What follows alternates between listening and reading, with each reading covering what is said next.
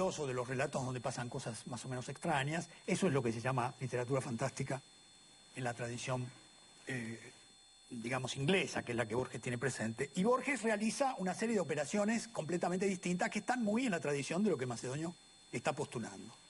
Me parece que la persistencia de esa poética está presente en las grandes novelas argentinas o está presente en las grandes tradiciones narrativas del Río de la Plata, ¿no?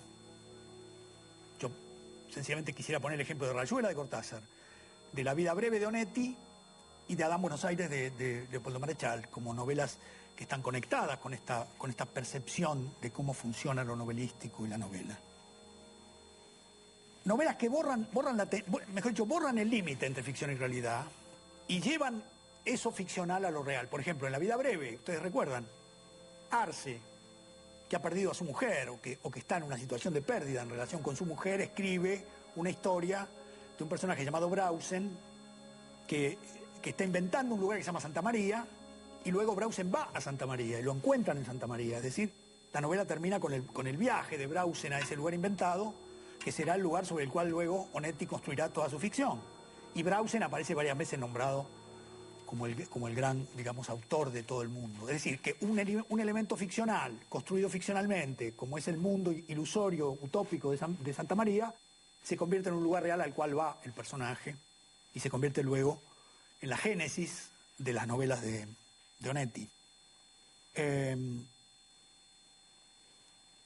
Quizá, en Adán Buenos Aires, por un lado, Marechal dice, en mis charlas con Macedonio aprendí todo sobre el arte de hacer novelas.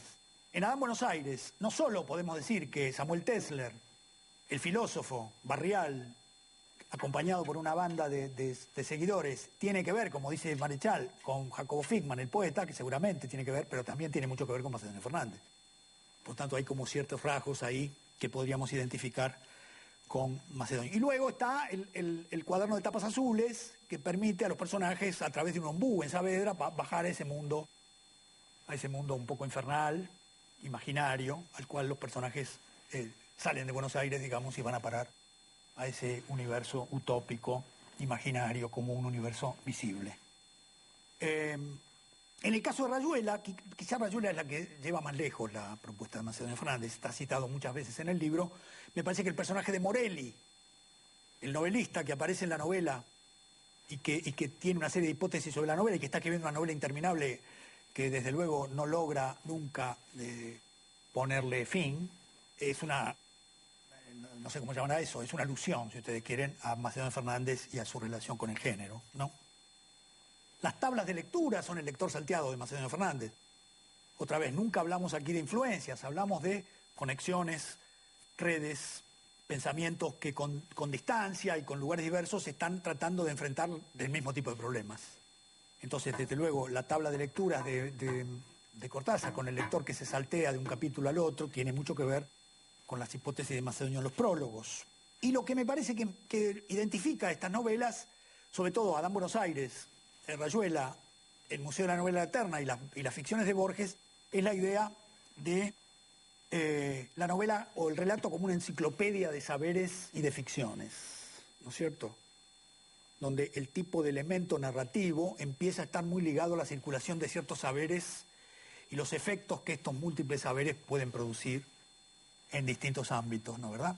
Entonces, esta idea de la novela como enciclopedia, para decirlo en relación a la tradición clásica, en lugar del modelo Madame Bovary, el modelo Bovary-Pécuchet, ¿no? El gran modelo Bovary-Pécuchet de Flaubert, que es otra vez la idea de la novela como gran enciclopedia de saberes que va a influir sobre todo la literatura del siglo XX, incluido Joyce. La novela se va de ese modelo realista, donde la estructura narrativa está muy, muy controlada, y entra en un sistema donde el final es algo totalmente aleatorio y donde lo que hay son acumulaciones, distintos registros, redes de lectura múltiples.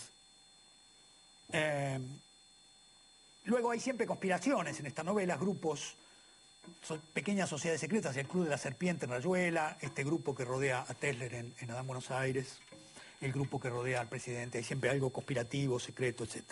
Y después hay algo, y con eso terminamos esta parte de la presentación de la complejísima postura de Macedonio sobre la novela. Después hay algo que siempre me pareció tiene también paradójicamente y sin una relación directa de influencia, muy tanguero, digamos, muy de la tradición del tango,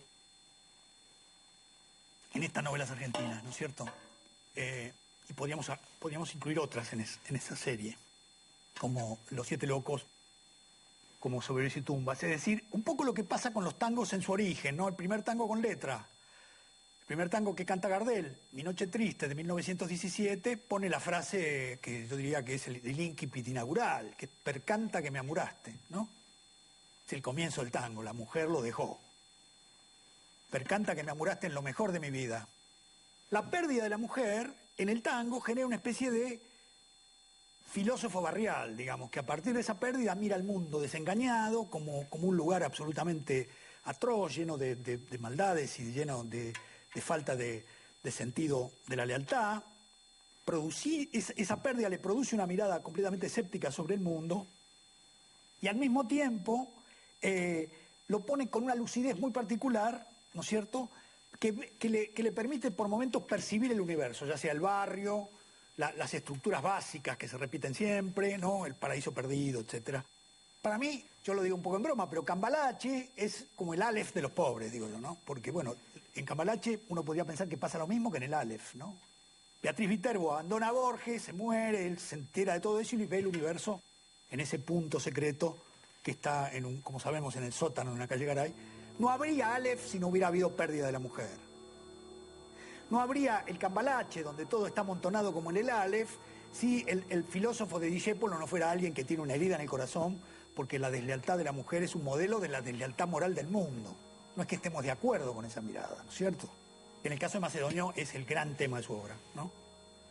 La mujer perdida y la mirada melancólica, alegórica que esto genera, y por lo tanto la percepción filosófica, ¿no?